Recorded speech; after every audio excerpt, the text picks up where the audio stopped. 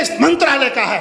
Passport किसी के घर से नहीं आए थे, इनको वीजा दिया गया था, आपकी सहमति से दिया गया था, हमारी विदेश नीति की सहमति से दिया गया था। जब आपको ये पता था ये स्थिति होने वाली है, फिर विदेश से लोगों को आने क्यों दिया? मैं कह रहा हूं इसका पूरा जितना भी परिणाम है और जितना भी इसका कसूर है वो मोदी जी आपकी सरकार का है। और इस समय शराबियों को आपने सबसे पहले ठेके पर जाने का परमिशन किसने दी? हमने दी है, जमातियों ने दी है, और किसी सरकार ने दी है, या मोदी जी आपने दी है? 20 लाख करोड़ मिले तो सही, पहले 15-15 लाख रुपए मिल जाए, उसके बाद 20 लाख करोड़ भी आप दे देना। कि जो 20 लाख करोड़ रुपए का जो पैकेज का ऐलान किया है मोदी जी ने, हमारे प्रधानमंत्री मोदी जी ने, उसको लेकर के सबसे पहले आप क्या कहना चाहेंगे? मैं सभी के लिए जय हिंद, जय भारत, नमस्कार देशवासियों। मैं पुनः आपके सामने हूँ, संत युवराज, प्रमुख हिंदू सेना हिंद आर्मी, और मुझे स्वागत करता हूँ DS4 न्यूज़ का, सोनू जी का, कि उन्होंने बहुत अच्छा प्रश्न किया। मैं एक बात कहना चाहता हूँ कि मोदी जी तो इस प्रकार के कोई ना कोई चौंकाने वाले निर्णय लेते ही रहते हैं और देश उनका स्वागत करता है, पर वो निर्णय क्रियान्वित कभी हुए या नहीं हुए ये तो जनता ही बता सकती है। जैसे कि एक निर्णय था कि यदि हमारी सरकार आती है तो हम काला धन लाएंगे विदेश से, और काला धन लाते हैं तो हम 15-15 लाख रुपए सब लोगों के हिस्से में आ जाएगा। वो वीडियो मेरे पास उपलब्ध है, क्योंकि मोदी भक्त तो मानने को ही तैयार नहीं है कि मोदी जी ने कहा था 15-15 लाख रुपए के लिए। तो मोदी जी, मैं कहना चाहता हूं कि 20 लाख करोड़ की आवश्यकता नहीं है, केवल मेरे देशवासियों को 15-15 लाख रुपए ही दे दो तो ही बहुत है। और मैं कहता हूं 15 नहीं, चलो हम आपके ऊपर दया करते हैं, सब्सिडी में छोड़ते हैं, हम 5-5 लाख रुपए प्रत्येक भारतवासी आपको दान कर देता है प्रधानमंत्री राहत कोष के अंतर्गत में।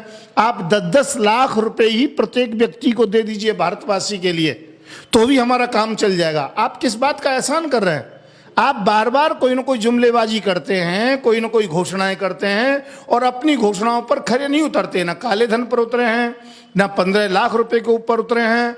और आपने इतनी सिटियां बनाई, जो स्मार्ट सिटी बनाई, मैं ये कहता हूं वो स्मार्ट सिटी कहां पर है? आपने इतने रोजगार के लिए कहा कि लाखों की तादाद में हर साल रोजगार देंगे, वो रोजगार कहां है?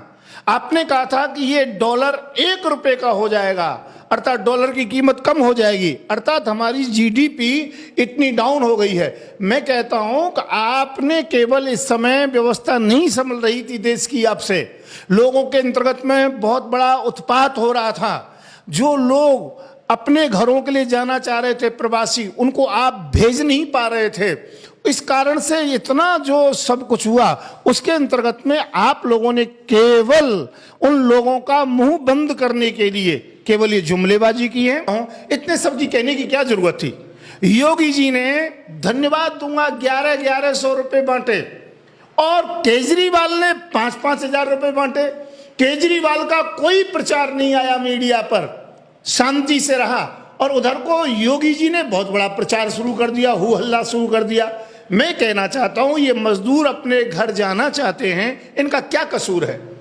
इनको पीटा जाता है, ये भूखे रहते हैं। कोई मेरी बहनों के बच्चे जो कि रोड पर हो गए हैं, कोई लोग बिलख रहे हैं, कोई लोग मर चुके हैं। क्या है, क्या वाकई में ये जो पैकेज है वो गरीब मजदूरों के लिए राहत का काम करेगा? ये गरीबों के लिए इस समय रोटी की आवश्यकता है, राशन की आवश्यकता है, उनके घर उनको पहुंचाने की आवश्यकता है, मूलभूत सुविधाओं की आवश्यकता है। आप 20 लाख करोड़ की बात कह करके इसी प्रकार से कर रहे हो जैसे कि 15-15 लाख रुपए की बात कह करके जनता को वर्गला दिया। आपके भगत जानते हैं सब बात के लिए, परंतु प्रचार करते रहेंगे। चैनल इस बात को अच्छी तरह से जानते हैं, टीवी चैनल, परंतु वो भी प्रचार करते रहेंगे। और जो गरीब व्यक्ति है, जो आपकी जुमलेबाजी की बात कहेगा कि आप जुमलेबाज हैं, उनको रोक दिया जाता है, उनकी बातों को दिखाया नहीं जाता है, या उनको दोषद्रोह करार कर दिया। हर बात पर मुझसे कहते थे पाकिस्तान भगा देंगे, पाकिस्तान चले जाओ, मुसलमानों की बात कर। मैं कहता हूं क्या मुसलमान पाकिस्तान के अंतर्गत में है, हिंदुस्तान के अंतर्गत में नहीं है?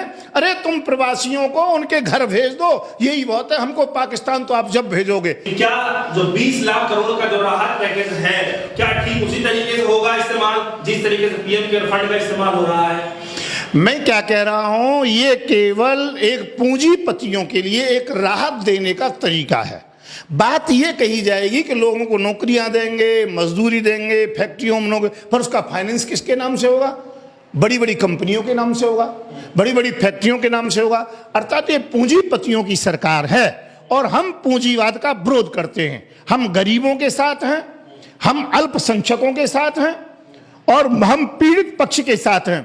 देश की जनता पीड़ित है, देश की जनता को उसका कोई लाभ नहीं मिलेगा। फिलहाल में केवल लोगों का मुंह बंद करने के लिए 20 लाख करोड़ की बात कर रहे हैं। अरे ये पैकेज देना था जो कि कहर हट जाता तब ये जो घोषणा कर देते, पर इसलिए कर दिया था।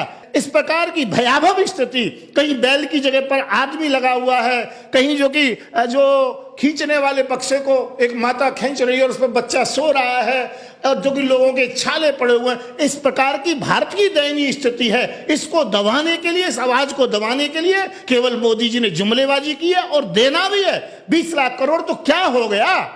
आपको, आपके ऊपर कर्जा का बहुत बड़ा, जो कि जनता का आपके ऊपर कर्जा है, आप पहले से चुकाइए। सबसे पहली बात, ये 20 लाख करोड़ की बात बाद में करना, पूंजीपतियों को देना है, गरीबों का नाम मत लीजिए। 20 लाख करोड़ मिले तो सही, पहले 15-15 लाख रुपए मिल जाए, उसके बाद 20 लाख करोड़ भी आप दे देना। जमातियों को लेकर के लगातार इलेक्ट्रॉनिक टीवी मीडिया पर यह दिखाया जा रहा था कि वही है जिनकी वजह से आज अपना देश में इस तरीके से भयावह स्थिति देखने को मिल रही है। इसको लेकर सबसे आप क्या कहना चाहेंगे, क्योंकि आप लगातार समर्थक रहे हैं मुसलमानों का? मैं एक बात कहना चाहता हूं, जहां भी कहीं बात आती है मुसलमानों की, मुझे टारगेट किया जाता है, हम लोगों को टारगेट किया जाता है। जमातियों की बात आती है तो ईरान के अंतर्गत में किन जमातियों ने फैलाया? मैं आपसे जवाब मांगता हूं। मैं कहता हूं चाइना के अंतर्गत में फैला तो किन जमातियों ने फैलाया? मैं ये कहता हूं अमेरिका के अंतर्गत में फैला है तो किन जमातियों ने फैलाया है? पूरे विश्व के अंतर्गत में क्या जमातियों ने फैलाया है? मैं कहता हूं नहीं नहीं नहीं, ऐसा नहीं है। ये केवल मुसलमानों को टारगेट किया जा रहा है, केवल मुसलमानों को दबाने की कोशिश की जा रही है। और मैं ये कहता हूं जब तक हमारे देश के अंतर्गत होना नहीं था, तभी से इन्होंने एक प्लानिंग बना ली थी शाहीनबाग को हटाने के लिए, प्लानिंग बना ली थी लोगों को जो कि प्रताड़ित करने के लिए। और मैं ये कहता हूं इन्होंने मौलाना के ऊपर टारगेट किया। गलती पर आप लोग हैं। यदि मस्जिद के अंतर्गत में कोई लोग होते हैं तो वो जुड़े हुए होते हैं, वो लोग प्लानिंग किए हुए होते हैं। और यदि हमारे मंदिरों में, गुरुद्वारों के अंतर्गत में कोई लोग होते हैं तो वो लोग फंसे हुए होते हैं। मुसलमानों के प्रति आप अन्याय करना चाह रहे हो। आप हिंदू मुसलमान की राजनीति को नहीं छोड़ना चाहते हो। अब कहते हो बंगाल के अंतर्गत में घर चल रहे हैं, मुसलमान चला रहे हैं। अरे तुम्हें शर्म आनी चाहिए। और आप केवल हिंदू मुसलमान की बात करते हो, ये शर्म की बात है। जुमलेबाजी छोड़िए। देश इस समय संकट में है, पूरा विश्व संकट में है, सभी लोग साथ दे रहे हैं आपका, परंतु आप लोगों का साथ नहीं दे पा रहे हो। लेकिन सर युवराज जी, सवाल ये उठ रहा है कि जिस समय लॉकडाउन लगाया गया था, जब पूरी दुनिया घर में बंद थी, तरीके से भारत जैसे देश की अगर बात करें तो पूरा भारत देश घर में बंद था, उस समय पे इतना बड़ा भीड़ कहां से आया जो मौलाना साहब को लेकर के सवाल उठाया जा रहा है? मैं ये कहना चाहता हूं मोदी जी, ये कसूर आपका है, विदेश मंत्रालय का है। पासपोर्ट किसी के घर से नहीं आए थे, इनको वीजा दिया गया था, आपकी सहमति से दिया गया था, हमारी विदेश नीति की सहमति से दिया गया था। जब आपको ये पता था ये स्थिति होने वाली है, फिर विदेश से लोगों को आने क्यों दिया? मैं कह रहा हूं इसका पूरा जितना भी परिणाम है और जितना भी इसका कसूर है वो मोदी जी आपकी सरकार का है। आपकी सरकार के द्वारा है, कोई रोड से नहीं आया, सब लोग प्लेन से आए, जहाज से आए, पासपोर्ट लेकर के आए या पानी के रास्ते से आए। मैं ये कह रहा हूं को बढ़ाने के अंतर्गत में पहले सरकार ने राजनीति की जिससे कि शाहीनबाग हट सके, जो कि मुसलमान जो उत्पात मचाने की स्थिति की बात कही जा रही थी वो बंद हो सके। और इस समय शराबियों को आपने